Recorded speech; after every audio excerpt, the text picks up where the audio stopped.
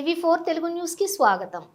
సమాచార హక్కు చట్టం పరిరక్షణ కమిటీ ఆధ్వర్యంలో జాతీయ అధ్యక్షులు జంగేటి శ్రీనివాస్ ముదిరాజు ఆదేశానుసారం జాతీయ ఉపాధ్యక్షులు ఏటి ఆంజనేయులు సూచనతో రాష్ట్ర కమిటీ తీర్మానంతో రాష్ట్ర అధ్యక్షులు ఎలిగండ్ల వెంకటేష్ ముదిరాజ్ నిర్ణయం మేరకు సమాచార హక్కు చట్టం పరిరక్షణ కమిటీ ఉమ్మడి మెదక్ జిల్లా సోషల్ మీడియా ఇన్ఛార్జిగా దేవులపల్లి భూపతిని రాష్ట్ర కార్యదర్శి జైన శ్రీనివాస్ చేతుల మీదుగా నియామక పత్రం అందుకోవడం జరిగింది. భూపతి మాట్లాడుతూ ఇట్టి బాధ్యతను అప్పచెప్పినందుకు ప్రత్యేక కృతజ్ఞతలు తెలియజేస్తూ సమాచార హక్కు చట్టం పరిరక్షణ కోసం ప్రజా ప్రయోజనార్థం ఎల్లవేళలా కృషి చేస్తారని తెలియజేయడం జరిగింది.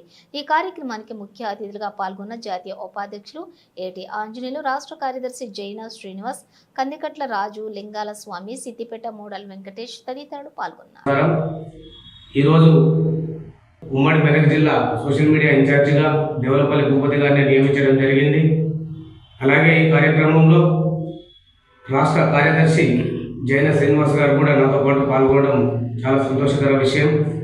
మరి సమాచార హక్కు చట్టం ప్రజలకు జరుగుతున్నటువంటి అన్యాయాలను ఎదురుస్తున్న ప్రతి కార్యకర్త మీద కూడా కొన్ని సందర్భాలలో దాడులు జరుగుతూ ఉన్నాయి. ఈ దాడులు కూడా సమాచార హక్కు చట్టం పరిరక్షణ కమిటీ తీవ్రంగా ఖండిస్తున్నది.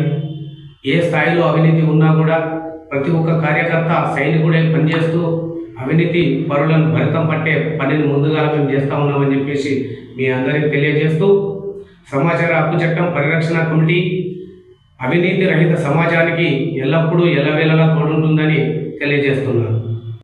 ముందుగా ఈ వేదికను అలంకరించిన పెద్దలు, అలాగే ఈ యొక్క సమాచార చట్టం పరిరక్షణ కమిటీకి నన్ను ఉమ్మడి మెదక్ జిల్లా సోషల్ మీడియా ఇన్ఛార్జిగా నియమించినందుకు జాతీయ వ్యవస్థాపక అధ్యక్షులు జంగిటి శ్రీనివాస్ ముదిరాజు, అలాగే జాతీయ ఉపాధ్యక్షుడు ఏటి ఆంజనేయులు గారు, అలాగే రాష్ట్ర కార్యదర్శి జె శ్రీనివాస్ గారికి కూడా ప్రత్యేక ధన్యవాదాలు తెలియజేస్తూ ఈ యొక్క గొప్ప అవకాశం నాకు ఇచ్చినందుకు కూడా ఇప్పుడు ప్రభుత్వానికి కావచ్చు, అలాగే ప్రజలకు కావచ్చు, ఒక వారధిగా ఉంటూ సమాజంలో జరుగుతున్న అవినీతి కావచ్చు, వివిధ అంశాల మీద, సమస్యల మీద నా వంతు కృషి చేస్తూ ఈ యొక్క చట్టం యొక్క ఉన్నతికి కృషి చేస్తానని కూడా మీ అందరి ముందు కూడా నేను సంతోషాన్ని వ్యక్తం చేస్తున్నాను.